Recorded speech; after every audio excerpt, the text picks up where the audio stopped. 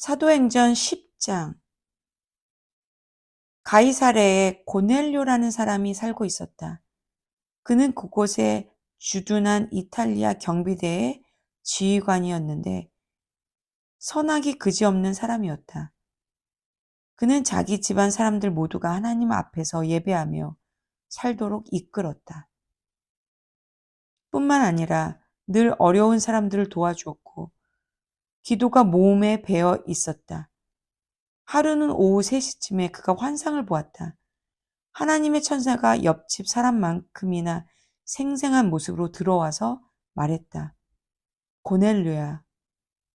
고넬료는 자기가 헛개비를 보는가 싶어 유심히 쳐다보았다. 그러고는 말했다. 무슨 일이십니까? 천사가 말했다. 하나님께서 내 기도와 이웃을 돌보는 내 행실을 보시고 너를 주목하셨다. 지금부터 이렇게 하여라. 사람들을 요바로 보내서 베드로라 하는 시몬을 데려오너라. 그는 바닷가에 있는 가주 가공업자 시몬의 집에 묵고 있다. 천사가 떠나자 고넬료는 하인 둘을 경비대에 경건한 병사 하나를 불렀다. 그는 방금 있었던 일의 자초지정을 자세히 들려주고 그들을 요바로 보냈다. 이튿날 세 사람이 그 성에 이를 무렵 베드로가 기도하러 발코니에 나갔다. 때는 정오쯤이었다. 베드로는 배가 고파서 점심 생각이 났다. 점심 식사가 준비되는 동안 그는 비몽사몽간에 하늘이 열리는 것을 보았다. 네 귀퉁이를 줄에 매단 커다란 보자기 같은 것이 땅 바닥으로 내려왔다. 온갖 잡다한 짐승이며 파충류며 새들이 그 안에 있었다. 그러더니 한 음성이 들려왔다. 베드로야, 어서 잡아먹어라. 베드로가 말했다. 안 됩니다, 주님. 지금까지 저는 부정한 음식은 입에 대본 적이 없습니다. 두 번째로 음성이 들려왔다. 하나님께서 괜찮다고 하시면 괜찮은 것이다. 그런 일이 3번 있고 나서 보자기가 다시 하늘로 들려 올라갔다. 베드로가 어리둥절하여 그 모든 것이 무슨 뜻인지 생각하며 앉아 있는데 고넬료가 보낸 사람들이 시몬의 집 현관에 나타났다. 그들은 베드로라 하는 시몬이 그 집에 묵고 있는지 안에 대고 물었다. 베드로는 생각에 잠겨 있느라 그 말을 듣지 못했다. 성령께서 그에게 속삭이셨다. 세 사람이 문을 두드리며 너를 찾고 있다. 내려가서 그들과 함께 가거라. 아무것도 묻지 마라. 내가 보낸 사람들이다. 베드로가 내려가서 그 사람들에게 말했다. 여러분이 찾고 있는 사람이 나인 것 같습니다. 무슨 일입니까? 그들이 말했다. 고넬료 지휘관님은 의롭게 행하며 하나님을 경외하는 분으로 널리 알려져 있습니다. 이 부근에 사는 유대인들 아무한테나 물어보시면 압니다. 그런데 거룩한 천사가 그분께 명하기를 당신을 찾아서 집으로 모셔다가 당신의 말을 들으라고 했습니다. 베드로는 그들을 집 안으로 들여 편히 쉬게 했다. 이튿날 아침에 베드로가 일어나 그들과 함께 갔다. 요바에 있던 그의 동료 몇 사람도 함께 갔다. 그 다음날 그들은 가이사랴로 들어갔다. 고넬료는 그들이 올 것을 기대하며 친척과 가까운 친구들을 불러서 함께 기다리고 있었다. 베드로가 문에 들어서자 고넬료가 일어나 그를 맞았다. 그러고는 엎드려 그에게 경배했다. 베드로가 고넬료를 잡아 일으키며 말했다. 안 될 일입니다. 나도 한낱 사람에 불과합니다. 당신과 다를 바 없는 사람일 뿐입니다. 그들은 말을 주고받으며 집 안으로 들어갔다. 고넬료는 모여있는 사람들에게 베드로를 소개했다. 베드로가 그들에게 말했다. 여러분도 알다시피 이것은 아주 이례적인 일입니다. 유대인들은 절대로 다른 민족 사람들을 찾아가서 편하게 어울리지 않습니다. 그러나 어느 민족도 다른 민족보다 나을 게 없다는 것을 하나님이 내게 보여주셨습니다. 그래서 여러분이 나를 부르러 왔을 때 내가 아무것도 묻지 않고 따라온 것입니다. 이제 여러분이 왜 나를 불렀는지 들어보고 싶습니다. 고넬료가 말했다. 나흘 전 이맘때에 오후 3시쯤에 내가 집에서 기도하고 있는데 갑자기 내 앞에 어떤 사람이 나타나면서 방 안에 빛이 가득했습니다.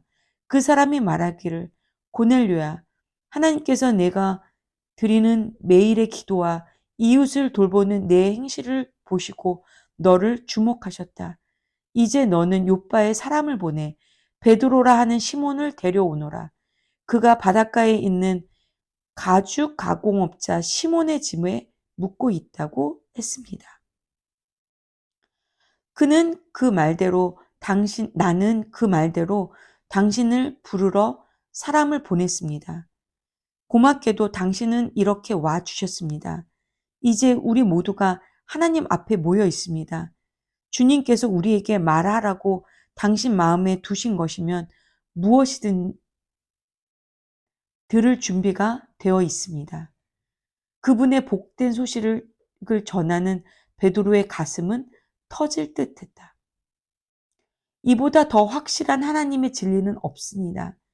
하나님은 차별하지 않으십니다. 여러분이 누구이며 어디 출신인지 하나도 중요하지 않습니다. 여러분이 하나님을 원하고 그분의 말씀대로 행할 각오가 되어 있다면 문은 열려 있습니다.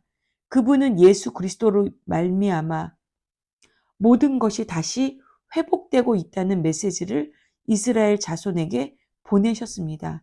이제 그분은 어느 곳에든 누구에게나 그 일을 행하고 계십니다. 유대에서 있었던 일은 여러분도 이미 알고 있습니다. 그 일은 세례자 요한이 전적인 삶의 변화를 전한 뒤에 갈릴리에서 시작되었습니다. 그때 예수께서 나사렛에서 오셔서 하나님께 성령으로 기름 부음을 받으셨습니다. 이로써 활동하실 준비가 되신 것입니다. 그분은 온 나라를 다니시며 사람들을 도우시고 마귀에게 짓눌린 사람들을 고쳐주셨습니다. 예수께서 이 모든 일을 하실 수 있었던 것은 하나님께서 함께 하셨기 때문입니다. 우리는 그 일을 보았습니다. 유대인의 땅과 예루살렘에서 그분이 행하신 모든 일을 보았습니다. 예루살렘에서 사람들이 그분을 십자가에 매달아 죽였습니다. 그러나 하나님께서 사흘째 되는 날에 그분을 일으켜 다시 살리시고 나타내 보이셨습니다. 모든 사람이 그분을 본 것은 아닙니다. 그분이 공개적으로 누구에게나 드러나신 것은 아닙니다. 하나님께서 미리 신중하게 증인들을 택하셨습니다. 우리가 바로 그 증인들입니다. 그분이 죽은 자들 가운데서 살아나신 뒤에 그분과 함께 먹고 마신 사람들이 바로 우리입니다. 그분은 이 일을 공개적으로 알리는 일을 우리에게 맡기셨습니다. 하나님께서 산자와 죽은 자의 심판자로 정하신 이가 바로 예수이심을 엄숙히 증거하는 일을 우리에게 맡기신 것입니다. 그러나 이 일에 우리가 참여한 것은 아닙니다. 그분을 통해 죄를 용서받는다는 우리의 증언은 모두 예언자의 증언이 뒷받침합니다. 베드로의 입에서 이 말이 떨어지자마자 듣고 있던 사람들에게 성령이 임하셨다.